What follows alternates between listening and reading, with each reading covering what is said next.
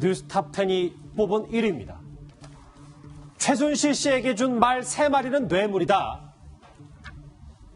국정농단 2심 재판 다시 해라. 오늘 대법원이 박근혜 전 대통령과 최순실 씨 그리고 삼성전자의 이재용 부회장에 대해서 이렇게 판결했습니다. 특히 이재용 부회장 사건에선 말 3마리를 보신 것처럼 뇌물로 판단했기 때문에 2심에서 형량이 더 늘 수도 있다는 분석도 나오는데요. 오늘 대법원장의 목소리부터 먼저 듣고 오겠습니다. 피고인 이재용, 최지성, 장충기에 대한 사단법인 한국동계스포츠영재센터 관련 뇌물 공여와 특정경제가중처벌 등에 관한 법률 위반, 횡령 부분을 파기하고 이 부분 사건을 서울고등법원에 환송한다. 하나하나 정리해 볼 텐데 김태현 변호사님, 그냥 좀 더 단순하게 얘기하면 말 3마리가 이재용 부회장의 발목을 확실히 잡은 셈이 됐네요. 그런 셈이죠. 그러니까 뇌물이 이제 보면은요, 재판이 쉽게 말해 4개예요. 이재용 부회장 1심, 2심 있죠. 그다음 박근혜 전 대통령 1심, 2심 4개예요. 하급심 재판이. 그런데 그 4번의 재판 중에서 오직 이재용 부회장의 집행유예로 석방됐던 이재용 부회장의 2심만 저 말 3마리의 뇌물을 인정하지 않았어요. 그러니까 결국 이제 말 3마리가 저 최순실 씨 측의 정유라에게 타라고 준 건데 어떤 계약서나 이럴 때는 삼성 소유로 돼 있었거든요. 그러니까 그걸 실제로 저 정유라 씨 측에 넘겨준 거냐, 소유권을 완전히. 아니면 타라고 빌려준 거냐, 이 부분이에요. 그런데 대법원은 그동안 4번의 재판에서 있었던 3대1의 혼선을 이번에 전원합의체 정리를 한 겁니다. 저 말 3마리는 법적인 거는 뭐 삼성이 있을 수도 있어요. 민사상으로는. 어쨌든 사실상 처분권을 정유라 씨 측에게 준 거기 때문에, 최순실 측에 준 거기 때문에 그건 뇌물로 교부한 게 맞다. 뇌물로 주고받은 게 맞다고 본 거죠. 그래서 저 말 3마리를 뇌물로 받기 때문에 저거에 대한 어떤 대가 36억 정도 돼요. 저것도 이재용 부회장의 뇌물액수가 저렇게 늘어난 거죠. 그러면 저게 뇌물로 인정되면 또 어떤 문제가 같이 생기냐. 기본적으로 이재용 부회장 혐의는 본인 돈으로 뇌물을 줬다는 게 아니라 회사 돈으로 줬다는 거거든요. 그러면 뇌물액수가 36억 늘어났으면 같은 액수의 횡령액이 늘어납니다. 그러면 전체적 횡령액이 50억 넘어가면 특가법이 적용이 돼요. 그렇기 때문에 형량에서 좀 불리해질 수 있는 거고, 어찌됐든 간에 뇌물액수가 늘어났으니 파기환송이 되는 거죠. 2심에서 무죄가 됐던 게 유죄 취지로 파기환송시킨 거죠. 이해가 됐어요. 자, 이것 말고도, 말 3마리 말고도 또 하나의 쟁점은 이거였습니다. 삼성이 이 장시호 씨가 운영했던 한국동계스포츠영재센터를 지원한 돈이 경영권 승계를 위한 청탁이었냐 아니냐는 거였는데요. 과거 이재용 부회장은 어쩔 수 없었던 사정이 있었다. 이렇게 해명했었습니다. 그 목소리 들어보시죠. 정유라는 어떤 사람이라고 알고 있었어요? 몰랐습니다. 어떤 선수인지 모르고 이렇게 지원되도록 그냥 두었어요? 저는 몰랐습니다. 비덱스포츠는 최순실과 정유라가 주주로 있는 회사인데 이 사실은 알고 있었습니까? 문제가 되고 나서 얘기를 들었습니다. 삼성전자가 이런 회사하고 컨설팅 용역 계약을 맺었다는 게 누가 봐도 이상하지 않습니까? 근데 이 돈 37억을 가지고 최순실은 주택 구입하고 호텔 구입하고 뭐 이런 자금으로 사용했는데 이것도 알고 계십니까? 나중에 들었습니다. 알면서 최순실 지원을 위한 우회 통로를 이용한 건 아닙니까? 나중에 물어보니까 어쩔 수 없었던 사정이 있었다고 들었습니다. 그럼 결론적으로 보면은 조진 부장, 네.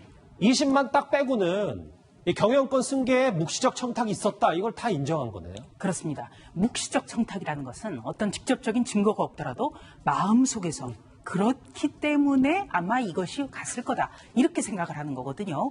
그런데 이 16억 원을 삼성이 한국동계스포츠영재센터에다 지원을 했었습니다. 그런데 1심에서는요, 26억이란 돈을 지원한 것은 어떤 이재용 부회장의 승계 작업에서 뭔가를 얻기 위해서 그래서 줬을 거다. 이렇게 판결을 내렸습니다. 그런데 2심에서는 직접적인 증거가 없다고 이 부분에 대해서는 무죄를 선고했었어요. 그렇기 때문에 오늘 대법원 판결에서는 과연 이 부분은 어떻게 결정이 날까? 이것이 굉장히 궁금했었거든요. 그런데 1심하고 똑같이 묵시적 청탁이 있다. 이렇게 본 겁니다. 대법원의 판결은 존중해야죠. 우리나라 최고 법원이니까. 그런데 법조계에서는 계속 논란이 될 수밖에 없는 것이 우리나라가 추구하고 있는 것이 죄형 법정주의입니다. 분명하게 법률에서 분명한 거, 그러니까 어떤 다툼의 여지, 해석의 여지가 없이 모든 사람이 수긍할 수 있는 그런 어떤 것을 죄형 법정주의라고 하는데, 마음속으로 청탁했으니까 이것은 유죄로 인정해야 된다. 직접적인 증거가 없더라도 이것은 뇌물로 봐야 된다. 이것을 과연 법조계에서는 모두가 다 수긍할 수 있을까? 이 부분이 논란의 여지가 있는 부분입니다. 자, 그러면 이재용 부회장의 운명은 어떻게 될까요? 대법원 판결에 따라서 뇌물 액수를 좀 합산해봤더니 합의 80억 원이 넘습니다. 자, 2심으로 돌아가면 김태현 변호사님. 2심이요? 예, 가면 앞으로 어떻게 될 것 같습니다. 실형이 나올 가능성이 높은 거 아니겠어요? 저게 실현 가능성 사실 높은 건 맞아요. 예. 그러니까 이재용 부회장 아픈 부분은 뭐냐면 뇌물이 86억이에요. 뇌물 공여예요, 지금. 그러니까 뇌물을 준 사람은 80억을 주건 8억을 주건 800억을 주건 8천억을 주건 최대 법정 5년이에요. 뇌물 공여는 5년 이하의 징역입니다. 물론 뇌물 액수가 늘어나면 5년 이하의 징역에서 뭐 양형 기준에 따라 좀 늘어나긴 하지만 어쨌든 5년이에요. 그런데 아픈 부분이 두 개예요. 하나는 뭐냐면 지금 86억이 뇌물이 되면 제가 아까 말씀드렸잖아요. 횡령액이 86억이라고. 그럼 횡령액이 50억 넘어가면요. 특가법상 횡령액이 50억 넘어가면 어떻게 되냐면 무기 또는 5년 이상의 징역입니다. 하한선이 5년이에요. 예전에는 3년 이상의 징역제가 5년 이상의 징역제로 바뀌어버리는 거예요. 그럼 뇌물은 5년 이하의 징역이죠. 그리고 뭐냐면 횡령은 5년 이상의 징역입니다.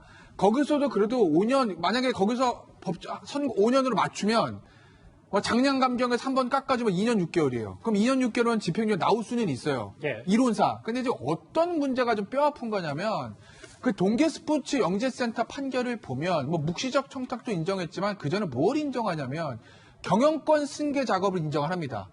경영권 승계 작업이 있어. 그러니까 그 현안이 있어. 그걸 부정한 청탁가 이렇게 되거든요. 예. 근데 이게 왜 중요하냐? 이재용 부회장 2심 재판부를 잘 보면 거기서 집행유예가 나온 논리는 뭐냐면 이렇게 이해하시면 돼요. 경영권 승계 작업이 없다. 그게 없으면 이재용 부회장은 박근혜 전 대통령에 부탁할 게 없다. 그럼 부탁할 게 없는 기업인이 왜 뇌물을 줬어? 박근혜 전 대통령이 자꾸 주라고 요구를 하니까 뇌물을 준 거야. 예. 그래서 거기 나오는 표현이 요구형 뇌물이에요. 그 얘기 뭐냐? 이 기업인 이재용 부회장은 뇌물을 주고 싶지 않았는데 하도 난리를 치니까 억지로 준 거야. 그러니 실형은 살릴 필요는 없어. 집행유예. 이 논리거든요. 맞아요. 예. 그러면 경영권 승계 작업 인정이 되면 그럼 그다음 어떻게 돼요?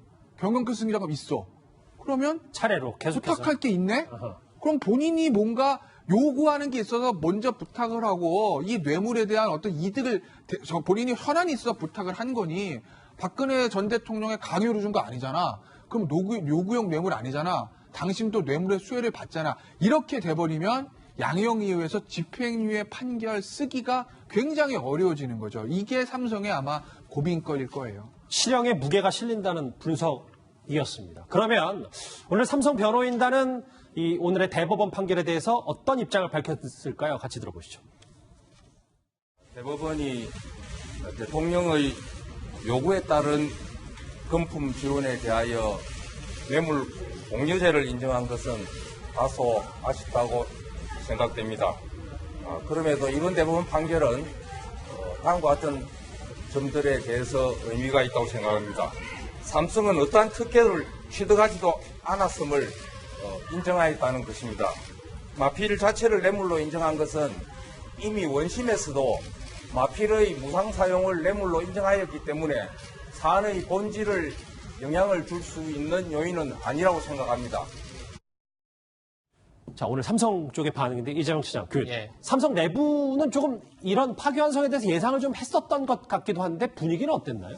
삼성도 예상했던 것 같고 사실 많은 사람들이 예상했던 게 아닌가 싶습니다. 뭐 이미 여러 차례 좀 그런 이제 대법원 쪽에서 그런 분위기가 느껴졌기 때문에 근데 오늘 이제 삼성 변호사 얘기를 들으면 애써 좀 오늘의 파기환송의 의미를 좀 축소한 듯한 느낌도 좀 있죠. 그러니까 말세필에 대해서 결국 뇌물이다 얘기했지만 그 본질이 중요하지 않다. 어차피 말을 무상으로 사용한 게 2심에서 뇌물이었기 때문에 말이 뇌물이라고 해서 특별히 뭐 현안에 영향을 미치지 않는다 하지만 어쨌든 되게 중요한 건 액수가 크게 늘어났죠. 뇌물 액수가. 그러면 그만큼 이제 부담은 커지는 건데 뭐 김태현 변호사 잘 얘기하신 것처럼 앞으로 이제 파기환송도 되면 다시 한번 이제 법리 논의가 시작될 거기 때문에 삼성도 지금부터 대책회를 하면서 준비하고 있는 게 아닌가 싶습니다. 네. 그리고 이례적으로요. 오늘 삼성에서는 입장문을 냈습니다.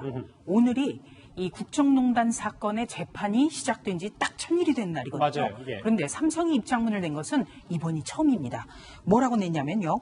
위기의 돌파에 기회가 반드시 필요하다. 그러면서 감성적으로 읍소를 했습니다. 지금 일본의 무역 조치, 그러니까 화이트리스트 배제 그리고 실효 때문에 지금 삼성이 굉장히 어려운데 내부 사기가 심각하게 우려된다. 과거의 잘못에 선을 그을 테니 선처를 부탁한다. 이렇게 밝혔습니다. 알겠습니다. 오늘 대법원 국정농단 판결 관련해서 정리를 해봤습니다.